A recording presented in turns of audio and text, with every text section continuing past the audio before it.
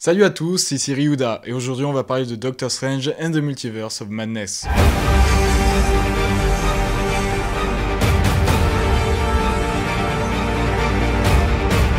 Je suis navré, Steven. J'espère que tu comprends. Le plus grand péril qui menace notre univers,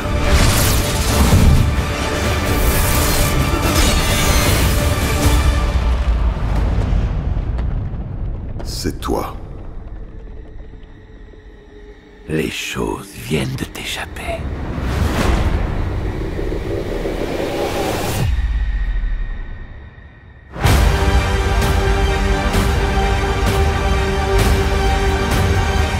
Alors la vidéo sera en deux parties, une partie sans spoiler qui sera assez courte je pense, et une partie avec spoiler un peu plus tard, je vous préviendrai, vous en faites pas. Donc je vais commencer par un petit résumé pour ceux qui n'ont pas vu le film.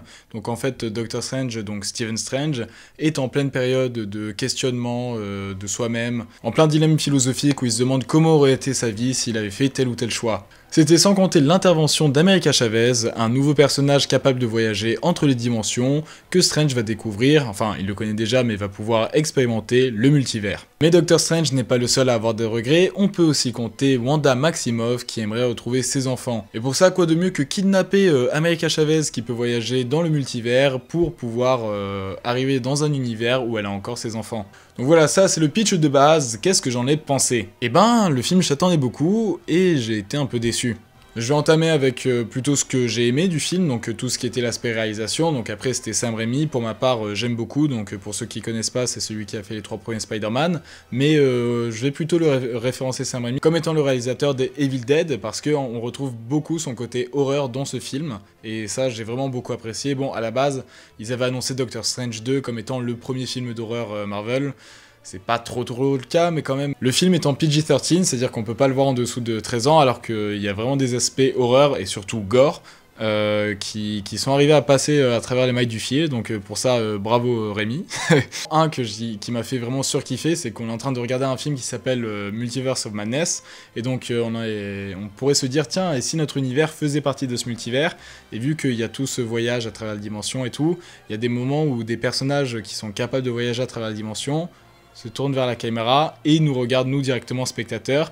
On se dit tiens c'est moi qui regarde, enfin tu vois plein de trucs qui font un peu flipper comme ça m'avait vraiment fait des frissons quand je l'ai vu au ciné. Mais du coup on retrouve tous les gimmicks de Sam Raimi, que ce soit les zooms dans les yeux, tout ce qui est la caméra à la place en POV. Des fois ça fait un peu kitsch et des fois ça passe, mais globalement soit vous aimez Raimi, soit vous aimez pas. Il y en a beaucoup qui trouvent ça trop kitsch et qui aiment pas trop son style. Moi personnellement j'ai trouvé que c'était bien fait. Ce qui était moins bien fait par contre, c'était tout ce qui tourne autour de l'histoire, du développement de personnages.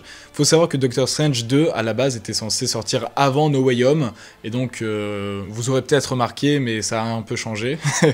Et du coup, il est facile de s'imaginer qu'il y a pu avoir des modifications de scénario, et si c'est le cas, ça se ressent beaucoup, parce que t'as... En fait, tout le thème de Doctor Strange 2, c'est censé te questionner sur « Ah tiens, s'il y avait un multivers, si vraiment ça existait, et qu'il y avait plein de versions de moi qui étaient plus heureuses que moi, est-ce que je serais tenté de tout lâcher, de me dire « Ah, en fait, pas la peine de me faire chier, il y a déjà quelqu'un d'autre qui a réussi à ma place et tout. » Du coup, voilà, le film est censé, enfin, essaie de te faire poser ce genre de questions et tout, et je trouve qu'il le fait très mal à travers les personnages de Doctor Strange et Wanda Maximoff. Doctor Strange beaucoup plus mal, parce que on le fait pas vraiment douter, tu vois, au début, comme j'ai dit au début du film, Doctor Strange se pose des questions sur sa femme, Christine, qui n'est du coup pas sa femme, où il a préféré vivre sa vie de super-héros dans le premier film, et abandonner sa vie lambda, de chirurgien, d'utiliser la magie pour soigner ses mains et tout. Il a abandonné sa vie heureuse pour aider les autres. Et là, en fait, dans ce film, il est en train de douter et tout. Et là, on pouvait s'attendre à ce qu'il voit une version de lui qui est très heureuse et tout. Au final, le film va pas du tout dans ce sens, il va pas du tout essayer de faire douter Doctor Strange. Enfin, genre vraiment, il y avait 1000 possibilités, surtout Multiverse of Madness. Le titre, c'est Multiverse of Madness, donc la folie du multivers. T'as pas du tout l'impression d'être dans un multivers, tu vois deux univers principalement. Il se passe, la majorité de l'action se passe dedans, t'as pas l'impression que l'enjeu soit multiversel, c'est énorme, c'est plus que l'univers, enfin genre... et t'as pas du tout ces enjeux. Donc globalement, pour toujours rester un peu flou, ouais, j'ai beaucoup aimé tout ce qui était niveau réalisation, tandis que tout ce qui est développement de personnages, d'histoire, etc., je trouve ça très bancal. N'hésitez pas à me dire ce que vous avez pensé du film, ce que vous avez trouvé bien, ce que vous avez trouvé moins bien, histoire qu'on débatte, parce que plus je pense au film, plus j'ai envie d'aller le voir, mais toujours par rapport aux histoires de réalisation, pas le scénario, le scénario je pense pas que je vais changer d'avis, mais quand même le film m'intrigue, tu vois, c'est pas une grosse merde, j'ai vraiment quand même apprécié, mais voilà, je suis vraiment curieux d'avoir votre avis. Donc pour ceux qui l'ont pas vu, je vais commencer à rentrer dans la partie spoiler, donc merci d'avoir regardé jusqu'ici, je vous invite à liker la vidéo si elle vous a plu, et je vous dis à bientôt pour une prochaine vidéo. Pour ceux qui restent, c'est que vous en foutez des spoilers ou que vous avez déjà vu le film, donc on va pouvoir commencer. Mais avant, juste une petite parenthèse, je suis actuellement en partenariat avec Shuriken, une marque française de vêtements écolo. J'ai accepté d'être en partenariat avec eux pour plusieurs raisons. Comme j'ai dit, c'est une marque écologique, mais qui aussi respecte le travail des salariés, c'est des produits qui sont fabriqués en France, et aussi, tout simplement, c'est des vêtements qui me plaisent. Je suis pas obligé de les porter au quotidien, c'est juste que vraiment, je les porte, quoi. Donc je vous invite à au moins aller checker leur boutique, le lien est en description, et en plus, si y a vraiment des articles qui vous plaisent, je vous invite à utiliser le code promo Ryuda10 qui vous permettra d'avoir une réduction sur l'ensemble de leur catalogue. Voilà, parenthèse fermée, on peut reprendre. Bon, je pourrais commencer cette partie spoiler en revenant sur les points sur lesquels j'ai parlé en partie no spoil et tout, mais je pense qu'on va directement parler de Mr. Fantastic ou de Charles Xavier, de Captain Carter, et en fait tout ça, il y a que Mr. Fantastic qui a pas été spoilé, mais tout le reste a été spoilé dans les bandes annonces. J'ai même pas vu les bandes annonces, c'est juste sur Instagram, je me suis fait spam, ça m'a cassé les couilles. Tu vois, à la limite, dans No Way Home, il y avait des spoilers, mais c'était des leaks, tu vois, t'étais pas sûr si c'était là. Là, dans les bandes annonces, dans les premières bandes annonces, ils s'en foutent, ils te mettent la voix de Patrick Stewart, ils te mettent même les images du bouquet de Captain Carter et tout. Enfin, je trouve ça fou de spoiler ça, mais bon, ça, c'est pas un défaut interne au film, mais je trouve que ça te gâche un peu la séance. Moi, j'ai horreur des spoilers, personnellement. Mais du coup, voilà, la surprise qu'il y a eu, c'était quand même Mr. Fantastic, qui est joué par l'acteur de Sans un bruit, j'ai oublié son nom, mais tout le monde le voulait en tant que Mr. Fantastic, et ils ont écouté, et franchement, très très cool.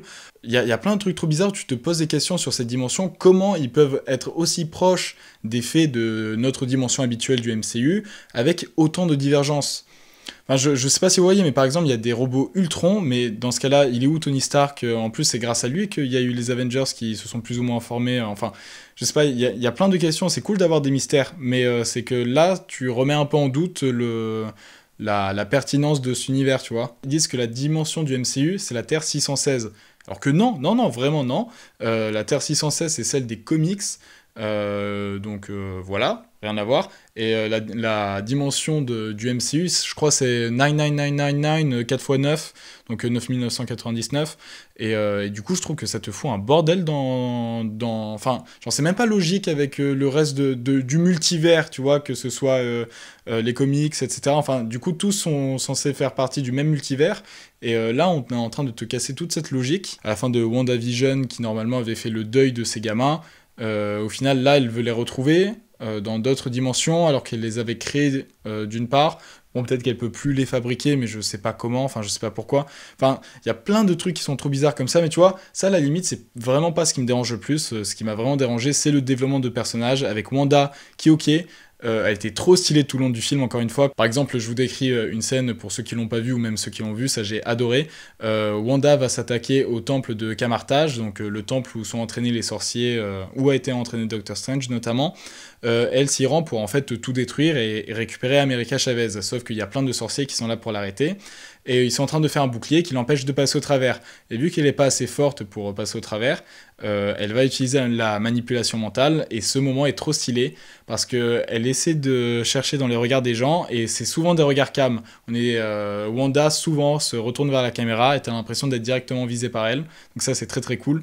Et au moment où elle arrive à trouver un esprit qui est un peu trop faible, là t'as tout le son de la bataille qui se passe autour, qui s'éteint, et du coup tu vois ça te fait déjà une sensation bizarre. Et là, tu vois Wanda qui apparaît derrière lui, comme si elle flottait, je sais pas comment ils ont fait ça, et qui lui dit de courir.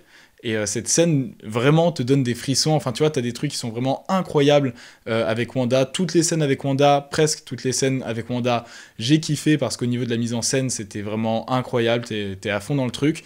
Sauf, du coup, avec la dernière scène où c'est le moment où elle se rend compte que ce qu'elle fait est mal. Et comment elle se rend compte? Eh ben, elle a fait peur à une version de ses gamins d'une autre dimension. La meuf a littéralement tué tous les plus grands super-héros d'une dimension dans laquelle il y a ses gamins, justement. D'ailleurs, ils en parlent plus pendant tout le film, on s'en fout que Mister Fantastic soit mort, qu'il ait laissé une veuve et des gamins morts, des gamins orphelins, mais bon, c'est pas grave. D'ailleurs, Captain Marvel qui se fait tuer par une pierre, mais bon, je divague. Et du coup, le fait que, en fait, il suffit qu'elle fasse peur qu'à une seule version de ses gosses pour qu'elle se dise « Ah, mais ce que je fais est mal », mais non, pas du tout. Le concept du multivers, c'est qu'il y a une infinité de tes gosses. Donc toi, en tant que méchante, en tant qu'antagoniste qui avait compris ce concept, t'es censé te dire, c'est pas grave, je vais aller voir une infinité, je peux me rater autant de fois que je veux, il y aura toujours des gosses pour qui je pourrais être une mère. Et non, apparemment ça l'a suffi pour lui faire changer d'avis, alors que tout le concept, tout son plan, toute la raison pour laquelle elle est prête à foutre le multivers en l'air, c'est pour ses gosses, et au final, au moindre obstacle, alors que justement le multivers, c'est censé te dire, en fait, t'as plus de restrictions, plus de responsabilités.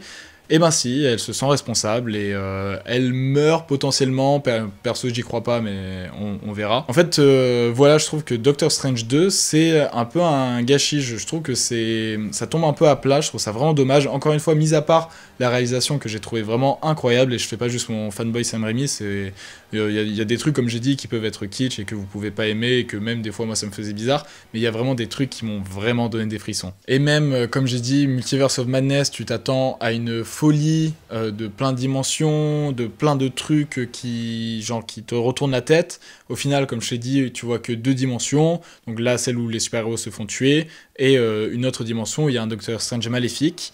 Et ça arrive un peu comme un cheveu sur la soupe où tu comprends pas... Enfin, on t'a parlé des dimensions qui sont détruites, mais en fait, le problème de ce film aussi, c'est que tu sens pas les enjeux. En gros, quand on te présente cette dimension avec le Doctor Strange méchant, excusez-moi, tu es censé te dire « Oh putain, notre dimension à nous, elle risque de finir comme ça, enfin celle du MCU, faut faire gaffe avec le multivers, enfin ça peut être vraiment très dangereux. » Et en fait, t'as aucun moment, pour ma part, aucun moment ce ressenti de danger, juste...